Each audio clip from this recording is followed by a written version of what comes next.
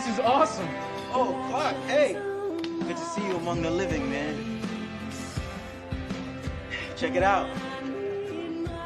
It's the latest talent mix. Thanks, Pete. Good to see you all among the living. Hello, everybody, and welcome to another edition of The Talent Mix. It's a Smallville recap podcast hosted by me, Brian, and my pal, Zach. Hey, Zach. Hey, Brian. I'm trying to come up with a question here. That's the new thing. I was sitting at my computer, which just before we were starting, like, what the fuck can I ask? I even put into Chat GPT, the AI thing. What's a dumb Smallville related question I can ask my friend? And the one it gave me, I wasn't going to use it, but I didn't come up with anything better, is what 3 Smallville characters would you want to go on Family Feud with? Oh my God, Lionel Luthor. Yeah, all right, I like that. For sure. Family Feud, I mean, you need the smartest one, like Chloe Sullivan, Lionel Luthor, probably Lex. I mean, if we're just if I'm just although Family Feud isn't necessarily smartest. It's who knows people the best. It's can you go broad? Are you good under pressure? Don't get me wrong. The game is designed to make you say a very silly thing because you're under pressure. I think I'm going to stick with the team I chose, but I would say the people you would see on there are the Kents for sure. They'd be into it. They wouldn't win. They would absolutely lose. Yeah. In high school, my buddy and I would play the Family Feud Super Nintendo game basically every weekend. Oh my gosh. We were real cool. And it was a terrible game, and that was kind of why it was fun, of aggressively having to type in your answer letter by letter on a Super Nintendo controller, and it was never right. The answer was always some ridiculous, because there was also no close enough element. You had to type it in exactly. Oh, great. Yeah. So it did Family Feud on the Super Nintendo. Highly recommend for all you Super Nintendo heads out there. Zach, what have you been watching this week? Today I watched John Wick Chapter 4. How'd that go? Sure is fucking long. Yeah, my review is there's a reason these types of movies aren't normally this long. I mean, the first hour I was into it and I was like, this is good. There's some interesting characters, more interesting than we usually get in these movies. But by the end of it, the last hour is all nonstop action, and it's so much so that I'm falling asleep when there's nonstop violence and gunshots and stuff. It can be easy to check out when it just sort of all blurs. It's so numbing. Yeah.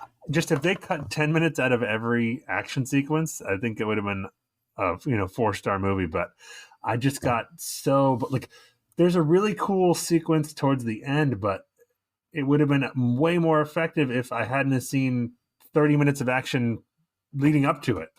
Right. It's exhausting. Yeah, I'm just oh my God. I'm so tired. Having said that, I think it's a good if you're a huge fan of the other John Wick movies, you'll probably fucking love it. Yeah. I'm looking forward to seeing it. I'm willing to bet I'm going to like it when I see it. I may not see it for a while because I don't have 3.5 fucking hours anymore. Right. No, or 2.5 or however. Honestly, if I watched that, because the other this is the first one I saw in the theater, and the other ones I recently watched on streaming, and I liked them. And I think if I watched this on streaming, I would like it because I would stop halfway through and go eat or go to the bathroom or something. Sure. Yeah, I get that. But still, I mean, holy cow, we could cut 30 minutes out of this movie of just action scenes. That said, it made fucking bank at the box office. It ain't scaring people away. No, I'm happy it's making money. We need movies to make money. That is true. But between that and Avatar, it's There was a headline going around. I don't remember which publication, but saying like audiences love long movies. They saw Avatar. They're seeing John Wick, and it's like it's not the length of the movie. No one went and saw fucking Babylon because it was 2.5 hours. No. I think you're the, and I'm looking forward to say, I think you're the only person in the world who has seen Babylon. I think the reason people are seeing the movies is because they look good.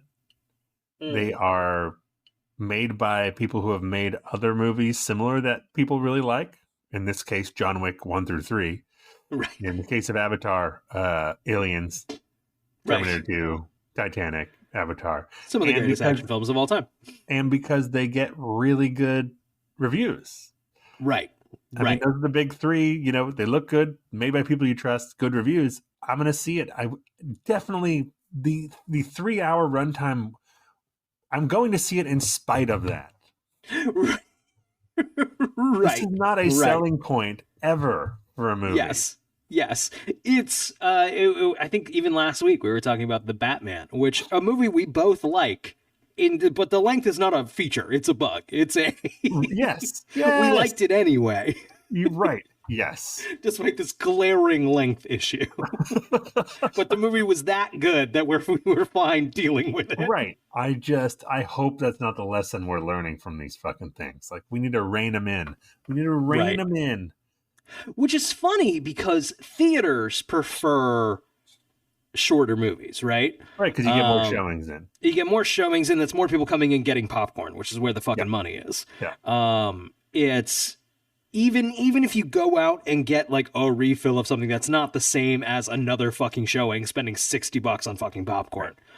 But the trend's going the other way. I mean, as of right now, there's so few things in the theaters so that they just put all John Wick's on all the screens or whatever, you know? Right. So they still and get that's their so much popcorn money. That's true. That's so much easier to do now because of the digital distribution. I guess that was harder when you were getting a literal physical print sent to the movie theater, and you could only show that in... If you wanted to, you had to order 2, and then now it's put it in all the theaters one weekend, and then you can slowly move it out. You know what I wonder? So I've always heard that common wisdom of more showings better. I wonder, we're big fans of the Alamo Drafthouse, and I wonder if that's different at a theater where they're serving alcohol. They serve meals. Interesting. Like one drink begets more drinks, you know? 1 turns to 2, turns to 3. Right, sure. And more alcohol is, I mean, that's the best markup of all time for a business, right? Like for sure. And yeah, I think at a place like that, definitely. That's it. I don't know. Interesting. Yeah. I don't. Yeah. Mm-hmm. Mm-hmm. Mm-hmm. What else? Thing I watched. I just finished watching before we recorded. I texted you a little bit about this. A movie called The Ninth Gate. Right.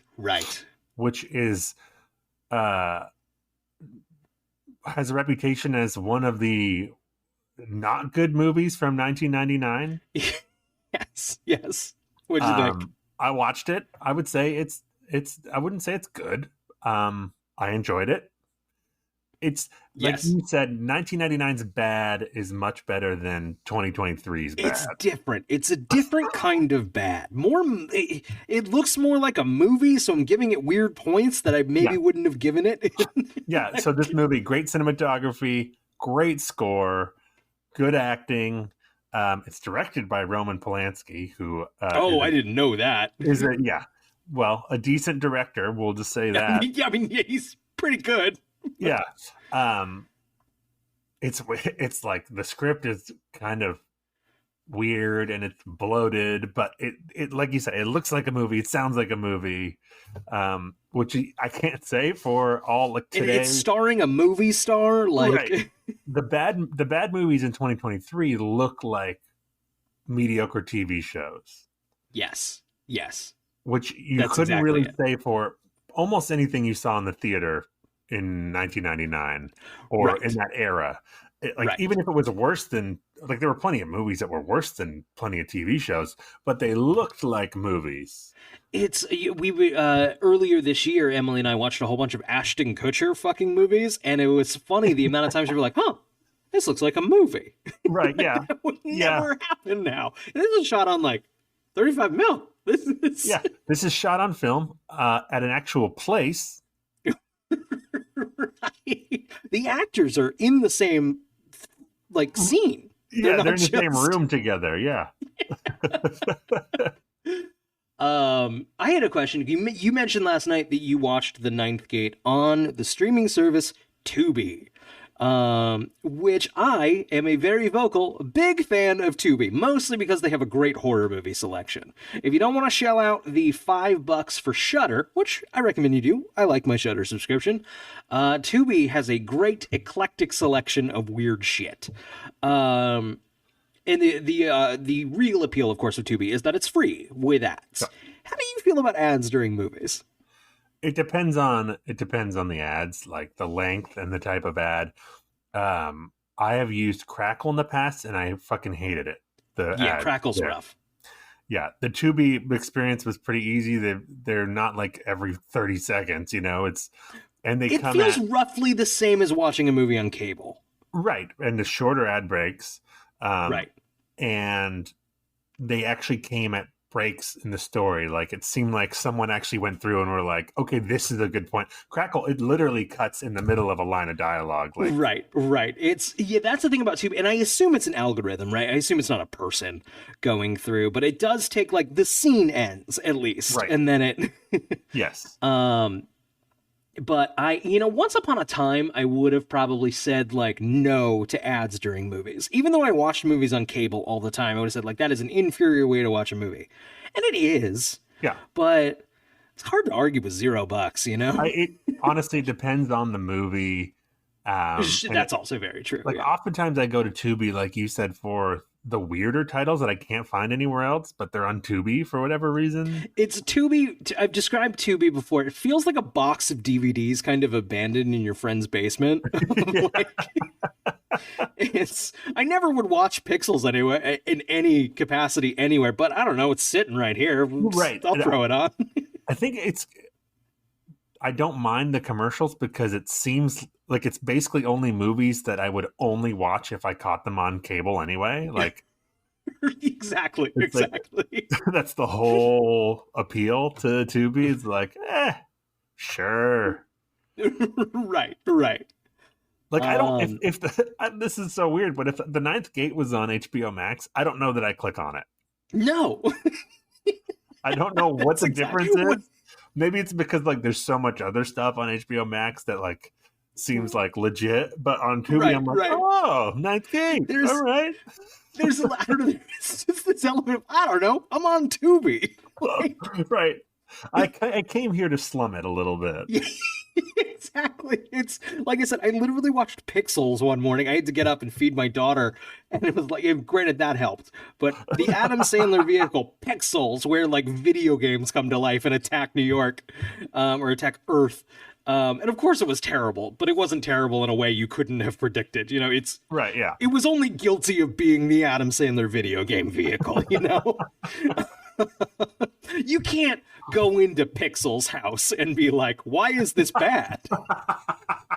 You came into its house. Yeah, you're a guest here. You know what? Here's the thing. I grew up in kind of a ho-dunk, little bit of a rednecky town with lots of adult men who loved Adam Sandler movies because they were kind of dumb. And don't dumb people deserve movies? I mean, if you're gonna get a dumb movie, an Adam Sandler movie is the way to go. Like, it's right. the tenderloin steak of dumb movies. You know what I mean? It's just yes. It's a good cut of dumb movie.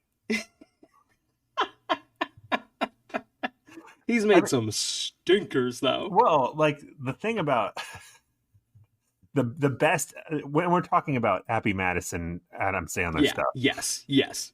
Not like when he does serious stuff, which is usually really good. But right. When it comes to heavy medicine stuff, like the best, the really good ones, and the worst ones are all equally dumb. It's not like Right. it's not like the good ones are better because they're smarter. Right. Very true. Very true. Oh, great points all around. Did you watch anything else or any other thoughts on free streaming platforms? No, I will say, and you and I texted about this a little bit, but I watched for the first time since probably 2004, The Eternal Sunshine of the Spotless Mind. Oh, right. What was so your initial verdict was not positive. No, I ended up, if this was Siskel and Ebert, I would give it a thumbs up, but it would be a very lukewarm thumbs up. It gets a thumbs up for just creativity, the concept, the direction, all great, all the aesthetics, all that. I really didn't like, and two actors I really love, Kate Winslet and Jim Carrey. I did not like those characters in the movie. Yeah. They did not age well, either of them, for me. And I just had a tough time getting past that. Yeah, well, I'm so curious. For a couple of years now, I've been meaning to revisit it. You know, it's one of those. I have very like fond memories of it. Of like I snuck into that movie with my friends because I couldn't get in because I wasn't 17 yet. What a weird one to sneak into, right? Movie, as far as the cliches go, we're gonna sneak into the Michelle Gondry movie. The latest Charlie Kaufman fucking joint. Yeah, we're all being John Malkovich heads. They wouldn't even kick you out of that fucking movie if they saw they you. They wouldn't let me in. I tried to buy a ticket. They denied me. So we did the classic. There was some fucking Stephen King, Johnny Depp thing. It was like PG-13. I think like John Turturro shows up at Johnny Depp's house. And like, yes, Secret Window, something like that. And so we bought tickets to that, and like I was like a little rule follower, right? And so like I went and I sat down in the Secret Window theater, and my buddy Ryan just like, we're not seeing this movie. No, get up, you idiot. Like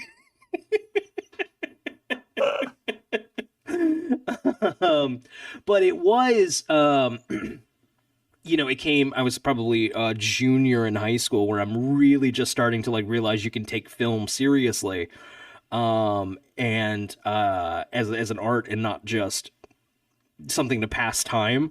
Right. And it was a really formative, like, I didn't know you could do that movie. And for a long time, I would have considered it one of my favorites, but I haven't seen it in probably a decade. For a lot of people, I think it was a huge touchstone for a lot of people. I had that with Adaptation, which was, I think, the one he wrote before this, which blew me away. I'm real curious to hear what you think if you watch it again. I'll get around. It'll be its time eventually. I revisited in the last couple of years, Garden State. Which is interesting with Zach Braff coming out with a new film that people do not like. I mean, it did. I think it's got better reviews than his last one. Right. I Wish I Was Here, I think is the title of that, his last one, which is the worst title for I've ever heard. Garden State, I found interesting in that, no, it's cringy in all the ways it's, you know, earned its reputation for being a cringy 2000s indie comedy, right? That said, when it was being funny, it was pretty funny. It was not a whole, like I said, a kind of a lukewarm, taking the nostalgia out of it, a lukewarm thumbs up, ultimately, from me. I think Zach Braff is funny. Right. And also, worst case scenario, Garden State, you're listening to some good music for an hour and a half. Great soundtrack. Yeah.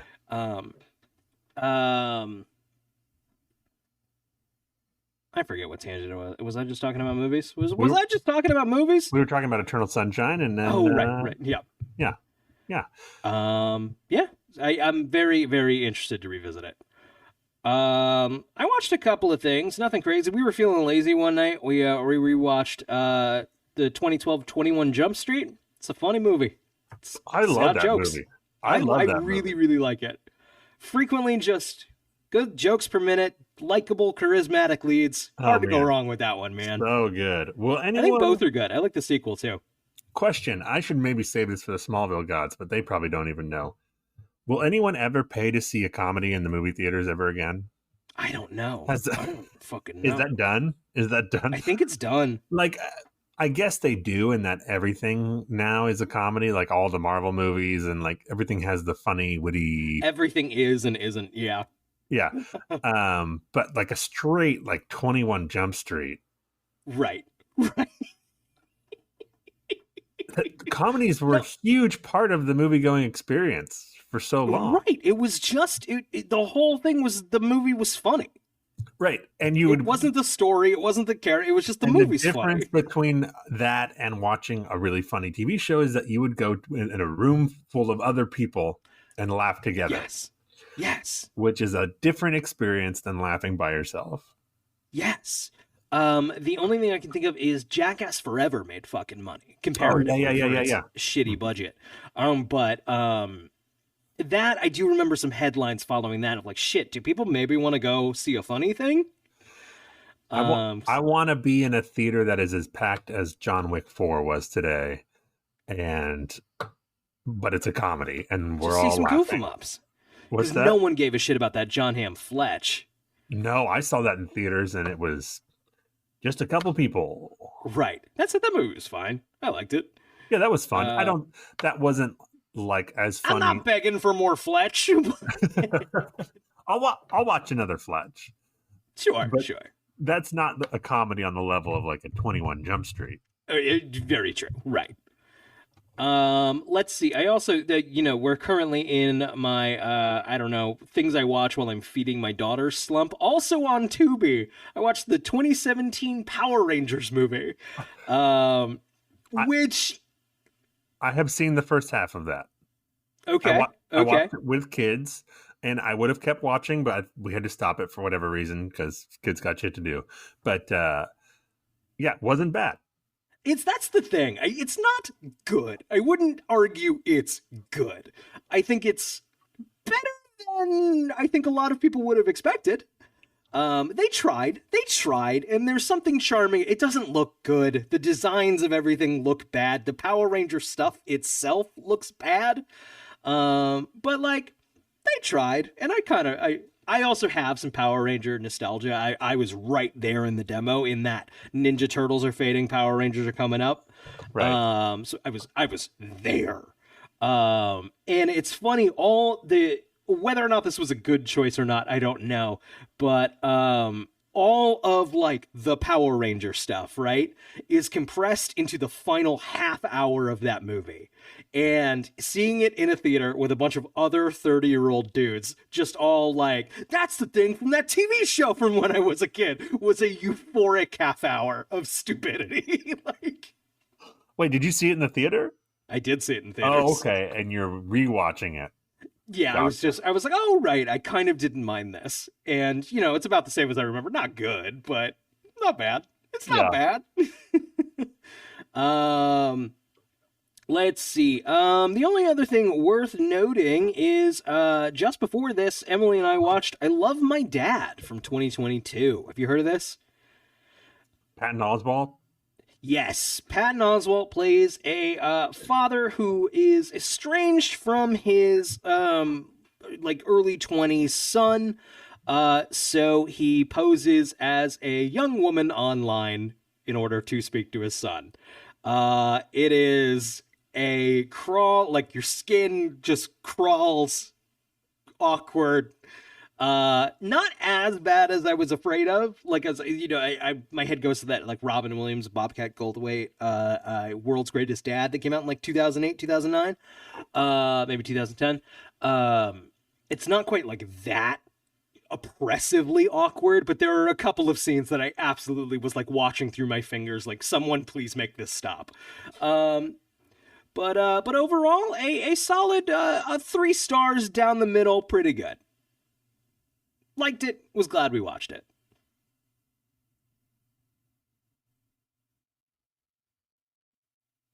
Someone is pounding on a wall. It doesn't sound like an emergency. Cool. For the listeners, I live in an apartment building where there's often a lot of stuff going on. We have stopped the recording twice so that Zach could inform some authorities on a potential situation.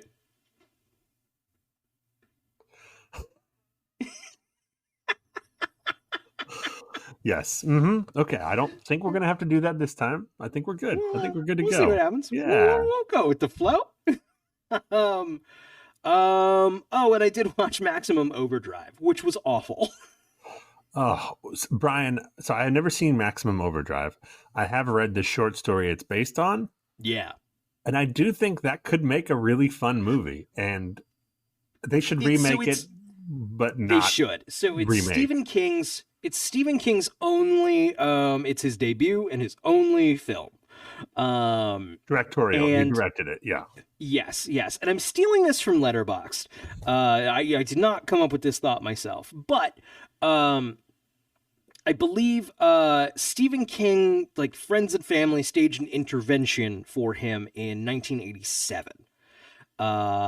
Maximum Overdrive came out in 1986. Yeah. This is a movie directed by cocaine. I think he basically has said as much himself. Yes, I believe he said he doesn't remember much of it. Yeah. But and for the first maybe like half hour, I'm like, what is everyone talking about? This is pretty good. It's just dumb as a bag of rocks. Just basically an asteroid flies overhead, a comet passes, and it makes all the machines rise up and try to kill everybody in 1980s suburban America. And there's just like cars running over kids and shit. And it's machines. It takes place in the suburbs, huh? I believe so. It slows down significantly after that first half hour. Mostly takes place at a truck stop. Okay, kind of like a Redneck The Mist. Yeah, the short story was everyone's stuck in this truck stop. Yeah. It slows to a fucking crawl. And then like the action, quote unquote action, like suspense scenes aren't very well done. So it's just I was only watching it for the Joe Bob bits by the end there, like kind of fast forward and through the movie to get to the Joe Bob bits. Stinker, big time stinker. I'm stealing this again. Directing is a different skill than writing books. Absolutely. I'm stealing this from Branson Reese's Letterboxd review, but it was something to the effect of, beware of anyone who says that this is underrated or actually good. They will do dangerous things to appear interesting. I feel that way about a lot of movies. Yep. I think that's it. Should we get into Smallville? Yes, an episode that I did a little research was the alternate title of this episode was Alicia Who? On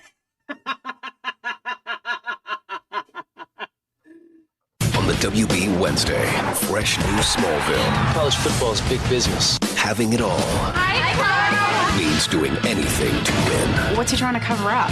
Tom Welling, the OC's Chris Carmack. Who the hell are you? Where is she? Fresh new Smallville on the WB Wednesday. This week we watch Recruit. It's the 13th episode in the 4th season of Smallville, the 79th episode overall. That's 10 away from the funny number. It aired February 9th, 2005. I, of course, am reading directly from smallville.fandom.com. Wow, we're all the way in 2005. We're blasting through time. Yeah, I'm out of high school. Wow. I'm 1 year older than the characters on the show. I'm Lois's age. Got it. Wow. Well, speaking of Lois, at Metropolis University, Lois is at the worst-looking frat party in the world.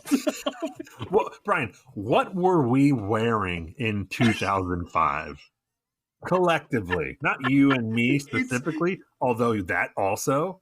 Yes. What were we as a society wearing? Just, it's so funny, like, at the time, would you, in the same way we do now, it's like trying to imagine, like, what could be wrong with this? What could be weird about this? And then you get a couple years away and like, what the fuck? Right, yeah. What the fuck? Why didn't we think, oh, maybe we should get clothes that fucking fit our body?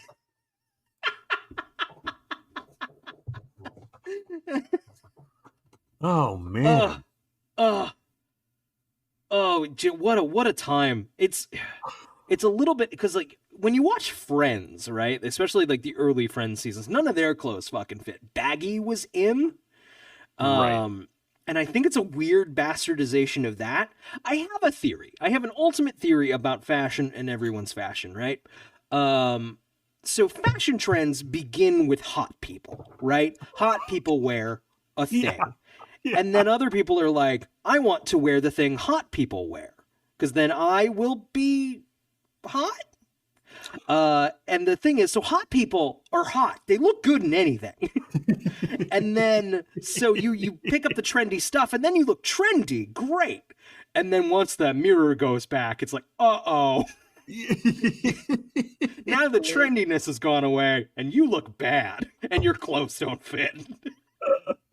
That's a great theory, and I think I agree with it. That's lovely, yeah. Mm-hmm. It's, you notice Tom Welling still looks fine, you know? Right, yeah.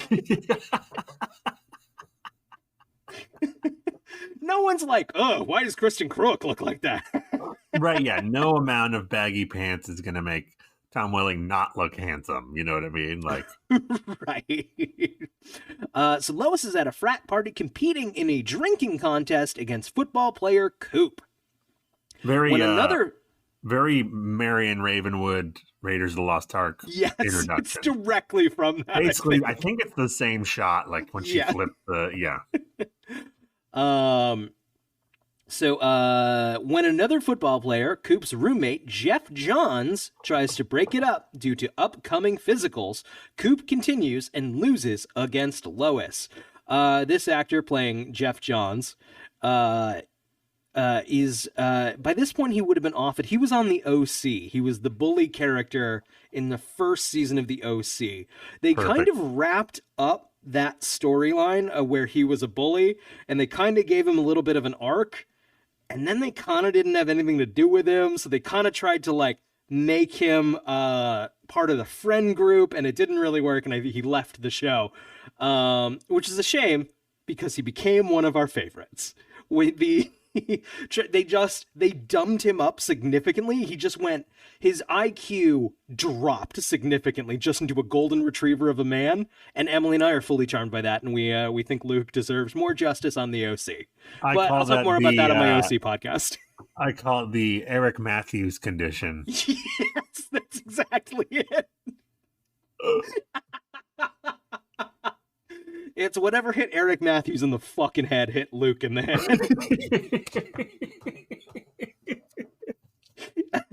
And it's going around.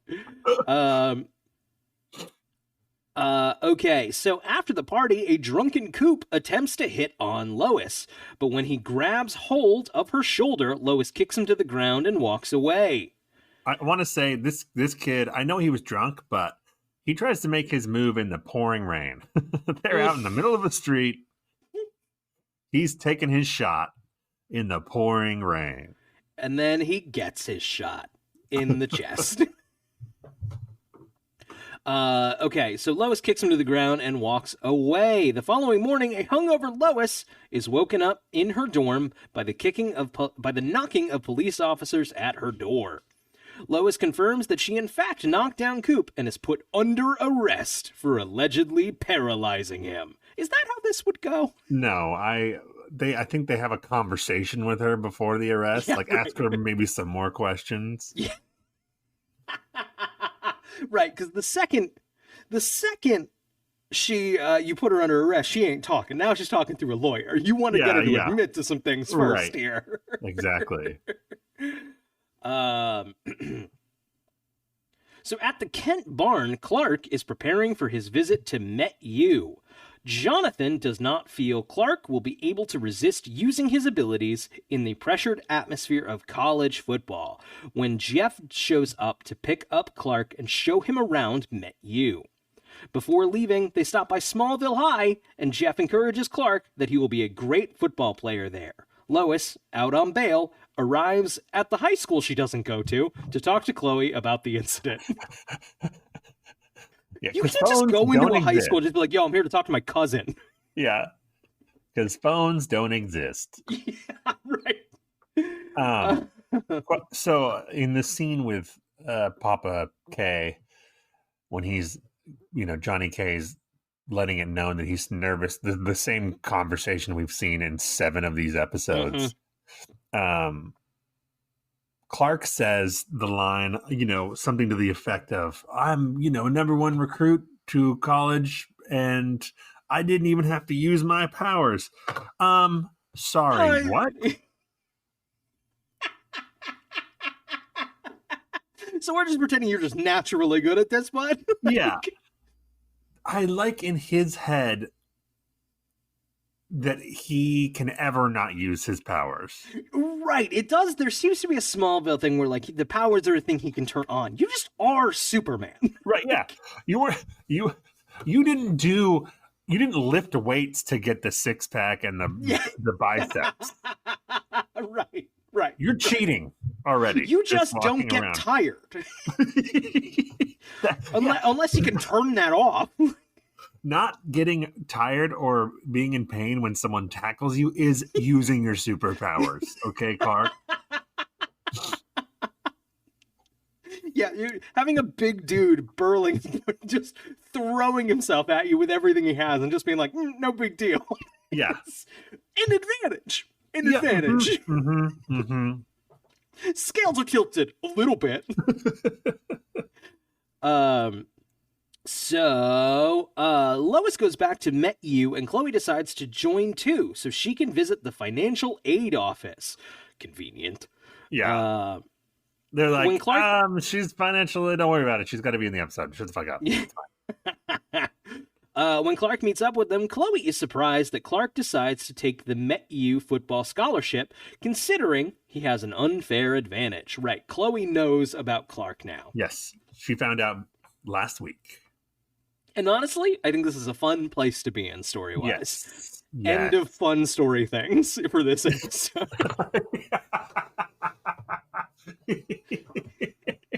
Yeah, is the next paragraph about Jason? We're not quite, but close. And so we got for this episode, positives. There. Negatives. Everything else we're about to talk about this week. I think we're entering a rough stretch here. Maybe. I won't say it's not like one of like the true full stinker episodes, right? No. Where like I don't want, there are episodes where like I don't even want to fucking watch this, you know? This isn't like that, but we are fully in like bad storyline mode. This is like, by the numbers kind of blah Clark storyline, and then a side Lana Lex thing that no one could possibly care about. No one's in their home like, hey, get through the Clark thing. I want to see what's going on with Lex and Lana. No, I mean, I'm jumping the gun, but do you get the sense that with that whole Jason, Lana, Isabel storyline, the writers are trying to bide time because they don't know what that story is heading There's to? absolutely no way this storyline was like fully like fleshed out. It must have been we'll figure it out, because it's fucking ridiculous in a show that has routinely been stupid. But they're moving that storyline like a centimeter every episode, if that. They're just jogging in place. Yeah, it's because I don't think they know what's going on. I think Jensen Ackles was maybe supposed to be more of an investment, like right. And then was maybe supposed to play a bigger role. He'll get Supernatural. Yeah. The pilot for Supernatural got picked up, is my guess. Yeah. And they're like, okay, now we have to write him out, and we still need to figure out what the fuck this storyline is. Right. It's rough. Which for a show like this, the show's begun airing, right? And they're still making them while they're airing. Yeah. For a 22. So like I think it's we'll figure it out. They don't figure it out. So, Clark, not knowing that Chloe knows about his abilities, tells her that being a great football player is what's bringing him back to Met You. Chloe doesn't want to let Clark know she knows his secret, so she glosses over it by saying that she doesn't understand football.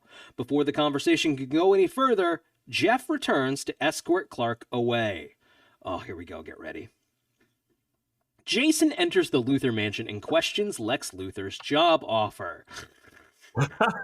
I mean, this would be a snore if it wasn't also fucking brain-rattlingly fucking stupid. Well, literally last week was all about the job offer. Now he walks in this week and is like, I thought about it.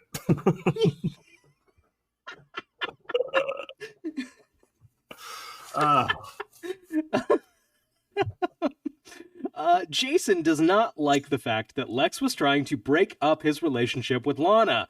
Lex tells Jason that the true threat is his own mother, Genevieve, who has been researching their ancestry, which ties in with Lana being possessed by her former ancestor, Countess Margaret Isabel Thoreau. Now, having seen that episode, right, weeks ago, months ago by this point, we watched that episode. So we've seen it in the show. And it didn't feel that crazy then, right? This is an episode of Smallville. Mm-hmm. It's just to have Lex casually be like, and then the witch took over Lana. Moving on, that thing we both agree is a real thing that happened. Well, I think the problem here is that we had the Fun Witch episode, and then nothing interesting has happened in this storyline since. That was like several episodes ago. I guess that's really like, because I was trying to parse, why does it feel so ridiculous in a show where green rocks give people like superpowers? But I think you're right. In like this magic thing, the football barely moves, and then all of a sudden a character will be like, oh right, the magic witch, and you're like, wait, what? Hang on, what?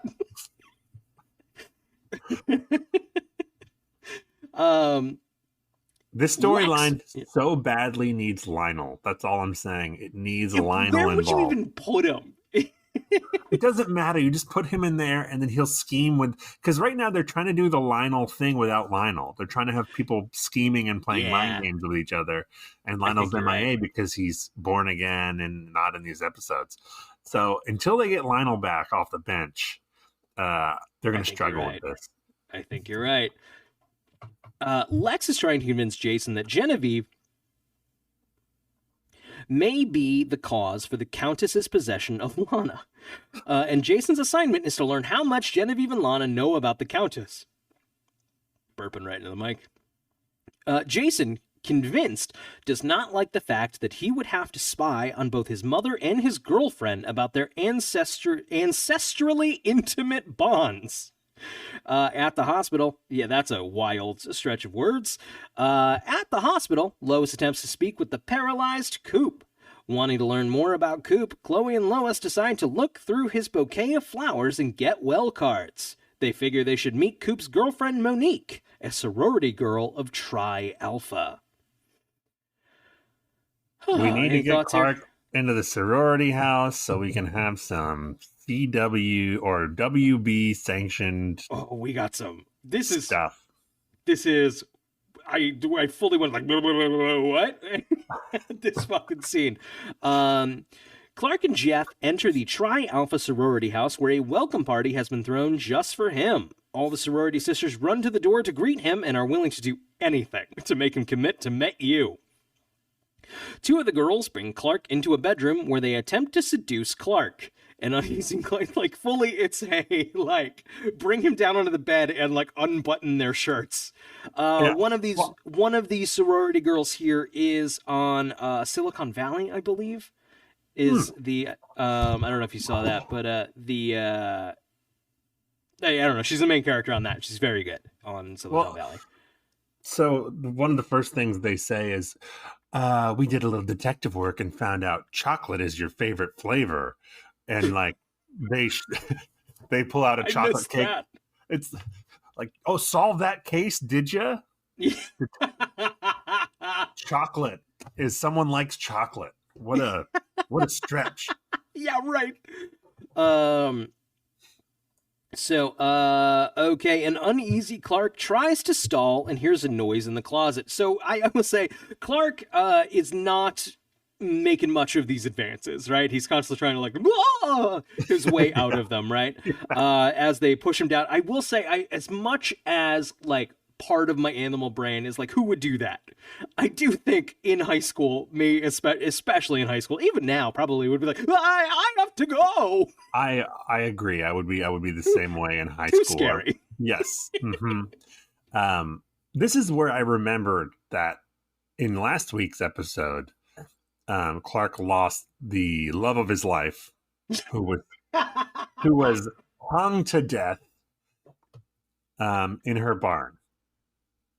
Which it's simultaneously like, okay, time has clearly passed, right? There can be an unspecified number of weeks or months in between episodes where Jason's just been thinking about the job offer. Right. Yeah. This could be the next fucking day, going by that storyline's rules. Even if it is weeks or months, like you're 17 years old and the girl you were in love with, or you thought you were, gets hung to death. That's a few years.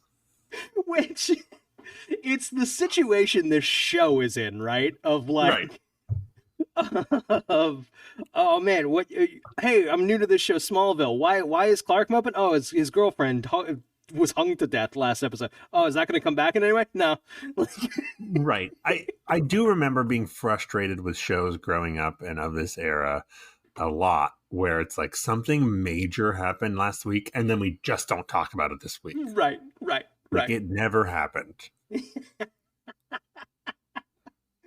Oh, what a nightmare. Okay, so Clark hears a noise in the closet. He uses his X-ray vision on the closet and sees a person. He convinces the girls that he is both hungry and thirsty as he finds Lois in the closet. It's not clear here. He sends the girls away. We're like, can I get something to drink? I think I'm hungry too. So he finds Lois in the closet. Clark questions Lois on why she is there to learn that she is reading the diary of Coop's girlfriend Monique for clues. She discovers that Monique had suspicions that the football team has a secret, and this resulted in Coop meeting with a reporter about it. At the hospital, Coop is visited by Jeff as he sees Coop's paralysis is wearing off. Jeff suspects that when Coop regains consciousness, he will tell the world about his secret, so Jeff induces more paralysis and then smothers him. Dun dun dun. I feel like they can tell when someone gets smothered with a pillow, though. I think they at Smallville Medical. Oh, what? They're not in Smallville. They're in Metropolis. Oh shit. Maybe it's all of Kansas.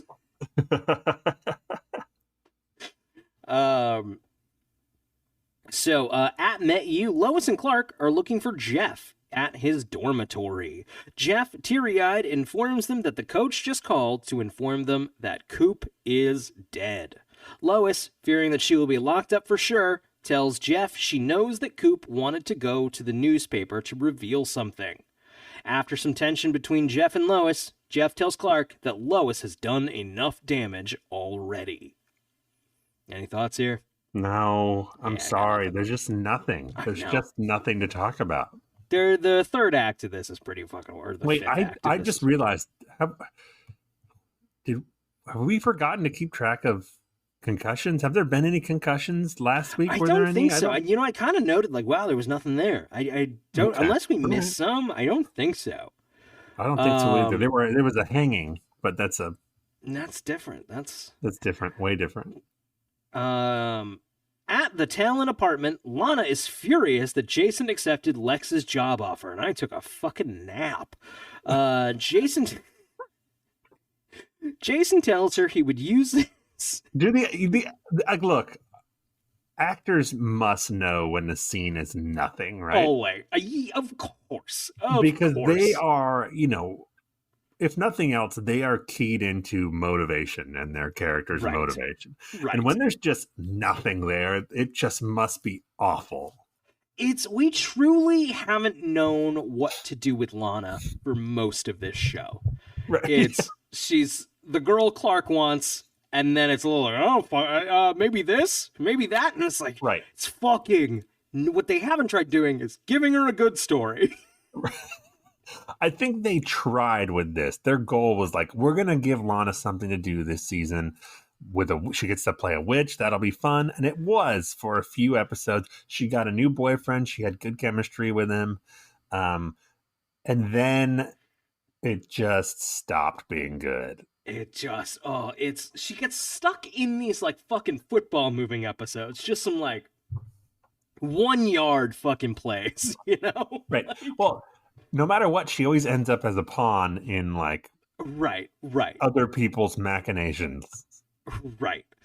It does like hit a point, and this is not her fault. This is not Kristen Krug's fault at all. It's just the way this show is written. But it hits these points of like, would you even say you do here? You know?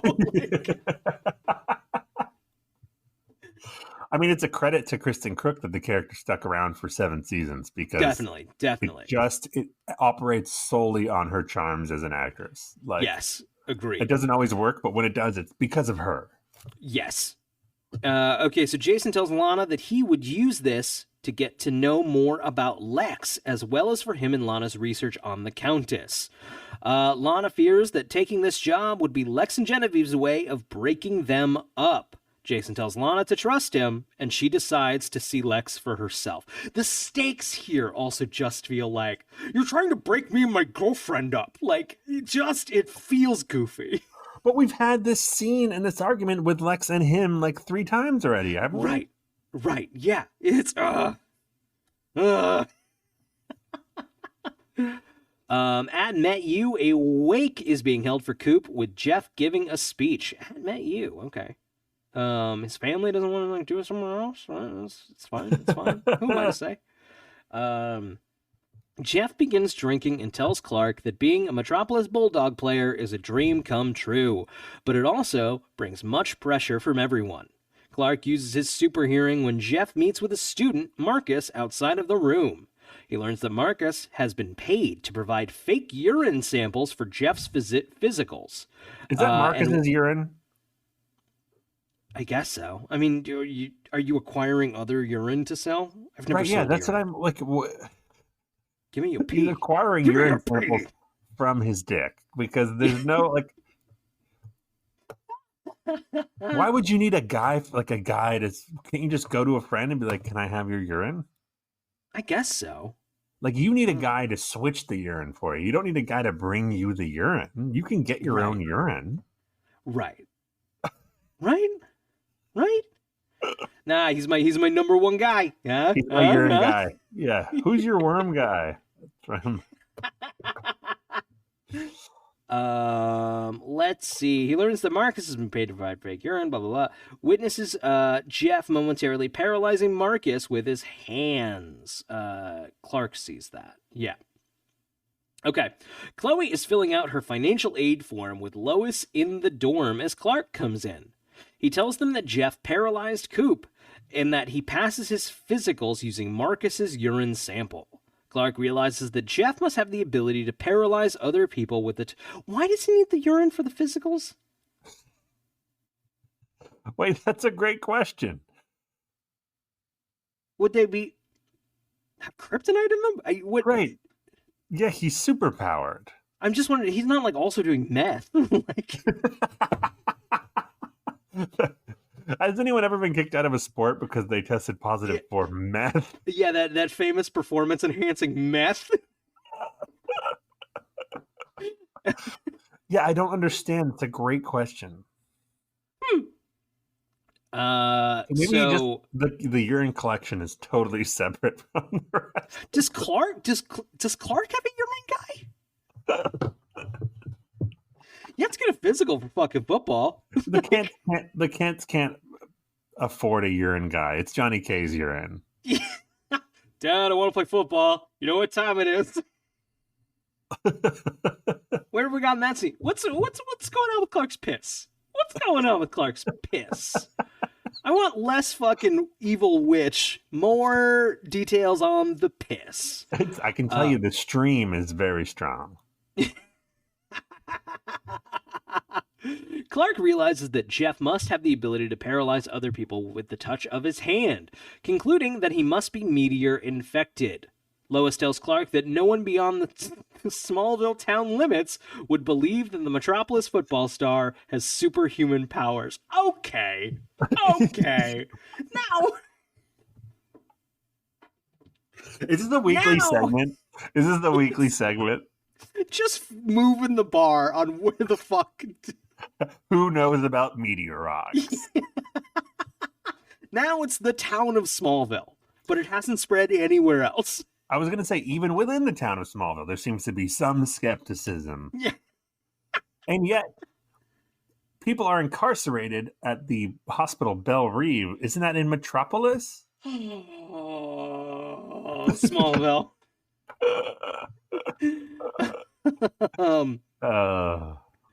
Lois finds Marcus and obliquely asks him where she can find a clean urine sample. Marcus denies this, and Jeff comes from behind. Lois attempts to leave, but is completely paralyzed by Jeff. He tells her that in high school he played football fairly, but once he entered college, it was too much pressure to win. Now that Lois knows too much, Jeff decides to take matters into his own hands. This made me laugh my fucking ass off. He drags her into his truck and then he drives away as her sunglasses fall from her pocket. In broad daylight. He is in a parking lot with a lot of people, and he drags this woman into his car. Chloe looks for Lois in the parking lot and sees Jeff's truck drive by. She finds Lois' shades now broken in her hands. Chloe races to find Clark and tells him what happened. Clark knows that if Jeff is in his truck, there is a way to track him down due to the TripStar system. We had a scene where he gives Clark a ride and he explains TripStar, which is definitely just OnStar. Right. Yeah. But in order to hack into the system from a computer, they need Jeff's PIN. Clark impersonates Jeff on the phone, and after discovering the truck's location, he super speeds away, leaving Chloe alone in the room. There's a good scene here, I think, where Chloe is like, what, you can't just, they keep that stuff pretty hidden. You can't just go to the dealership and like open a safe, can you? Yeah. Or something like that. I would fuck with him so much if I knew his secret. Right? Oh, and you can't blame her. Like, she's been fucked with so long by him. Yeah, right? She has a right to fuck with him back for a few years if she wants. So down in the sewers, Jeff is carrying the paralyzed Lois and places her on the ground. He apologizes, saying he never meant to hurt anyone, and this is what gets me. He's like, don't worry, it'll be fast. He then proceeds to turn on the valve, slowly flooding the floor as he leaves a paralyzed Lois on the fucking ground. He's paralyzed her with his magic kryptonite powers. He's in the sewer, opening a valve, and he's just going to slowly drown her. Yeah. Not quick, my dude. No, yeah. Slow drowning, not quick. Slow is in the title. Yeah. Also, they're in the sewer. Is that just sewer water? That's gross. I wasn't quite sure what, like, I think the wiki even here took a little like, it's the sewers maybe. Yeah, somewhere there's pipes. Underground with pipes is where we are. It's the place where you drown people. Yeah, right? Where do you drown people? So Jeff heads towards his truck until Clark gets a hold of him. Jeff's paralysis ability is ineffective against Clark, and Jeff confesses that his ambition to win is what led him to use his abilities out on the field. He lightly paralyzes any football players that come in his way. He had to resort to killing those that would expose him, beginning with Coop. Just a light paralyzation. Just lightly paralyzes. Just a little light paralyzation. Just a touch of paralyze. Right. He confesses to where Lois is, and Clark heads down to the sewers. Lois is still fully paralyzed on the ground, submerged in water, losing consciousness, slowly drowning. Clark incinerates the gate using his heat vision and lifts Lois from the water. I also don't understand the logistics here of, like, there's a gate, right, that Jeff closes, but it's a fully, like, grated gate. So the water's going to flood out, and this is going to be a very slow process. Also, why did he use his heat vision? he could just push that gate open. He's fucking Superman, right? You just knock Right? that thing off the hinges. That's a little yucky. You gotta wash your hands after. Like, sewer grate? No thanks. They really missed an opportunity here because Lois was underwater, fully submerged for God knows how long. Clark comes and gets her and takes her out of the water. And then they just she turns toward him and they ADR like Clark, like signifying that she can breathe. Right. You couldn't give us a mouth-to-mouth resuscitation scene with Clark and Lois? Fuck. Come That would on. have been good. This is the WB. Shit. And then she Shit, that comes could've gone in your to and it's promo like and everything. awkward. Like they both kind of felt like, oh, I kind of liked it. I don't know. That whole thing. Shit. Fuck. They were so proud of themselves to not make any sort of romantic thing though. That's true. They were just like, how long can we hold off on this? Right. Okay, at the Kent house, Jonathan and Martha are speechless after discovering what Jeff, the football star, did. Speechless? Like, really? Like, this happens every week, guys. Yeah. Every week your son comes home like, you're never going to guess what happened.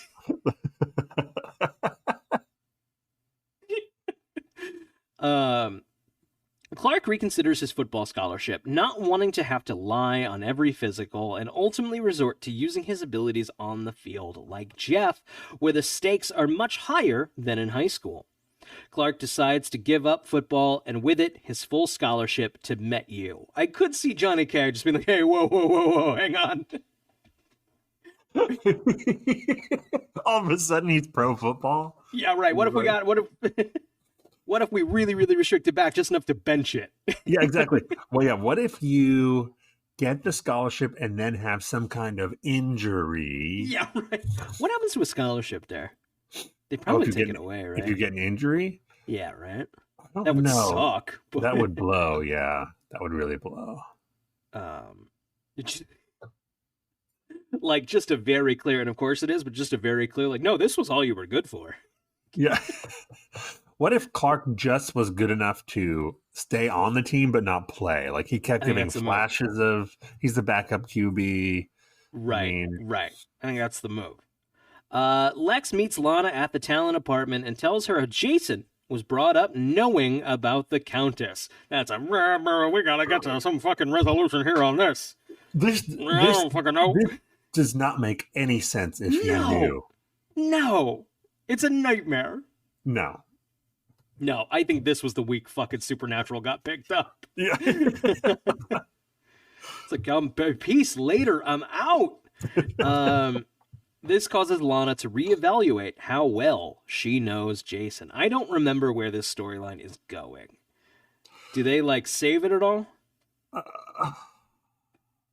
I remember there being a fun episode coming up that features Lana all becoming a witch again. So when they go there with it, I'm having fun. Sure.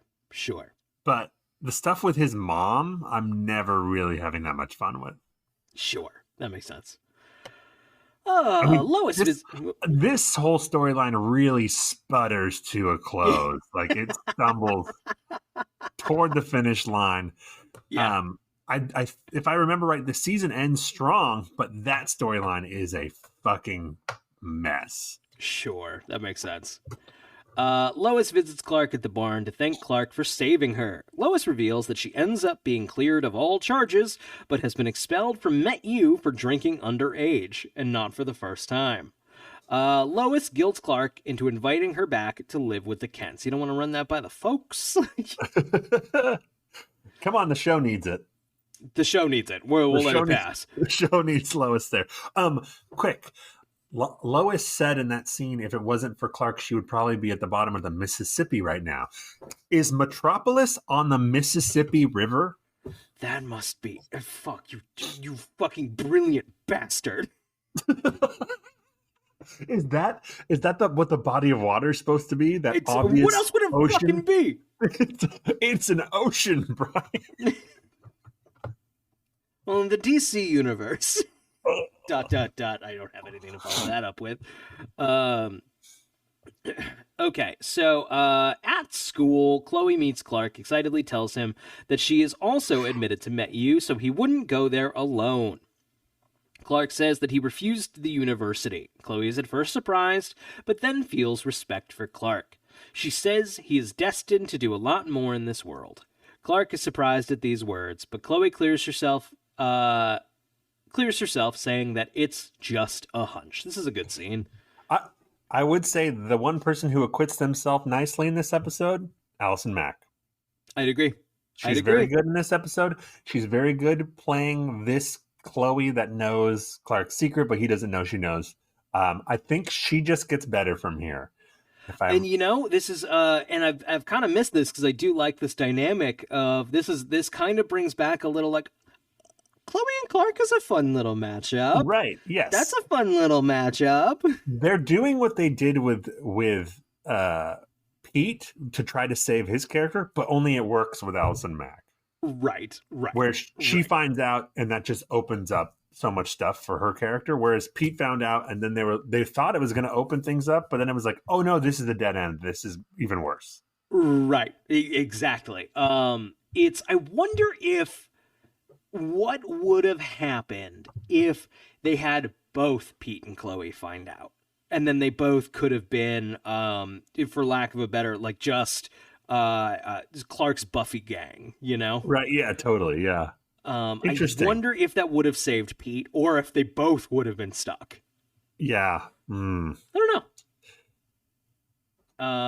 So at the METU football stadium, Clark stands alone, staring all around him at what could have been his, then slowly walks away. This moment needed a better needle drop. I don't know what... I'm very familiar with this song. This was Untitled by Simple Plan, and Simple Plan was on the edge of that real whiny emo rock, right? Yes. That I was pop emo. I didn't know for sure, but I was like, this is Simple Plan-esque. Yes, Look, I like some of their songs. Sure, they had hits. This one was not a winner for me. No, and I was never a big Simple Plan guy. I was never too into that very, very like high-pitched wiener pop rock, Yeah.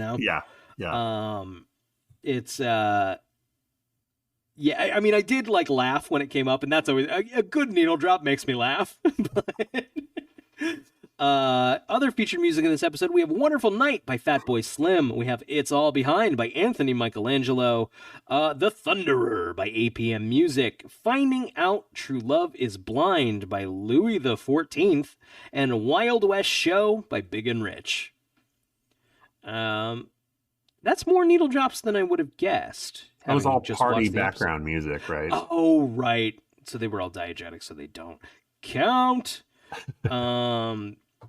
Let me see here, seeing if there's any fun bits of information. Of course, the villain of this episode is named Jeff Johns. It is, in fact, after the comic book writer Jeff Johns, who I believe has been involved in the show, too. Mm-hmm.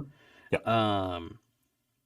So, let's see here. Lionel Luthor doesn't appear in this episode. We know what that means. Here's a fun one. Jeff mentions that he wants to see his former coach, Wayne Quigley, with Clark. However, Walt Arnold from episode 2 of Smallville would have been the coach. That's true. That Wonder Years dad. The Wonder Years up. dad. Yeah. Maybe here we go. Coach Quigley was an assistant coach. It's possible. It's certainly possible. Coach Quigley could have been there. It's for sure possible. Let's see. Chloe says, I just have a feeling you're destined to do a lot more in this world than just score touchdowns, which is similar to a line said by Jonathan Kent in the Richard Donner films, which we just watched. Go back and listen. Those are good episodes. Jeff refers to Clark as CK in this episode. In the Lois and Clark TV series, Jimmy Olsen also refers to Clark as CK on a regular basis. Stretch! Yeah, so does Jimmy Olsen in this show when he arrives. He just calls him CK, so... Strangely enough, Clark doesn't seem upset anymore about Alicia Baker's death, which happened in the previous episode, Pariah. However, it is possible that this episode takes place many weeks afterwards, and Clark has already gotten over grieving. I think I thought I remembered reading that this episode was intended to be aired in a different order, which would have made a lot more sense. Interesting. I wonder. Yeah, okay, I have here on Jeff Johns. Smallville Johns would go on to write the season 8 episode Legion, and the season 9 double episode Absolute Justice. So he hasn't written and he wrote a couple season 10 episode too. So he hasn't been involved in Smallville yet, but he will. Okay. Currently, he's just a comic book writer that is being paid tribute. He was also chief creative officer of DC Entertainment for a while. I think he was involved in the Snyder movies too. Yes, and I think didn't they bring him on to try to write the ship, and then yeah, I think DC largely had like a Kevin Feige problem, right? Of like, who's our Kevin Feige? And it's like, no one. Yeah. And honestly, I don't necessarily think a Kevin Feige role is a good thing, because then you just end up with this fucking Marvel thing that we can't get into this. No, the vault is staying closed. Do not even talk about Doctor Strange. I'll put it away. I'm sorry, it's creeping into the frame here on our video chat here. I'll push it away. It has a mind of its own sometimes. Let's see. Actress Brandy Alexander, who plays one of the sorority girls in this episode, also plays one of the exotic dancers in the season 5 episode Exposed. It could be the same girl. She dropped out of college, girl. Or that's how she's paying her way through college. Right. Let's see. The Metropolis Bulldog Stadium is actually Vancouver's BC Place Stadium. I would walk by that quite often, I think. No, I think you were walking by the hockey. Oh, you're probably right. The hockey stadium. There was some big basketball dome. Yeah. That was where they. I'm sure that was the bigger one. Yeah. I imagine the hockey dome was bigger than whatever they played football in Vancouver. Oh yeah. Okay, we have an illusion here. When Clark found Lois hiding in the room closet, he asks what she was doing there. She replies, "I could ask you the same question, but it seems very obvious." Hef, referencing the Tycoon publisher. Okay, yeah. No, that's not an illusion. That's just, they mentioned Hugh Hefner. Yeah. That's it. We're a little short this week, but kind of wasn't that much to fucking say. No, I think this is the perfect length for this episode. I mean, there's not. Yeah. All What's right, next man. week's episode? What's next week's episode? Next week is Crypto. Oh no, we get the dog, Crypto, the super dog. Oh shit! If we ever need another Evergreen episode, I have not seen the League of Super Pets animated movie that came out. And neither have I, Brian. If we need any more Evergreen episodes, we still got to do Superman Returns, the movie. I know. I know. I'm just throwing ones on the fucking. Yeah. Throwing them on the pile. Yes. Just put them on top of Batman v Superman. So like we're doing League of Super Pets before we do Batman v Superman. Yes, Man of Steel, I don't wouldn't be pulling teeth to revisit. No, Batman v Superman is my personal hell. Let's see. This has, of course, been the Talon Mix. Hey, we have a Patreon. We don't expect anyone to fucking give us $5 a month for this stupid thing.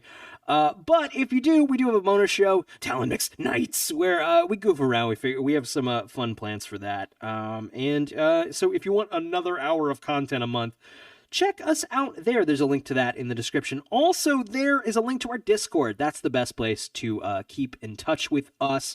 Because I don't fucking have time for social media and to fucking pretend to tweet about Smallville. They're weird there on Twitter. I think that's everything. Zach, anything else we need to go over, bring up? No, I'm just trying to think of a question for the Smallville god that I got. Yeah, nothing. Speaking of that, hey Zach, do you have a question for the Smallville gods? Oh man. Do the Smallville writers care about the Jason storyline less than I do?